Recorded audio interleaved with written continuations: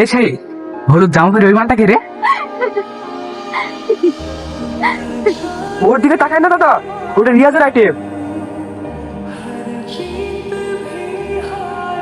রিয়াজের আইটেম? শালার পছন্দ আছে তো। যা, মালটা আজ রাতে আমার বাগান বাড়িতে আসার ব্যবস্থা কর। কিন্তু দাদা, রিয়াজ যেটা বললাম সেটা কর। ঠিক আছে দাদা। কি বাবা তোমরা? জামা ঘরে যা। থাক না, সমস্যা কোথায়? এলেন এতগুলো টাকা কিসের লেগে বাপ? রাজুর আপনার মেয়েকে পছন্দ হয়েছে, তাই টাকাগুলো দিতে পাঠালো। মানে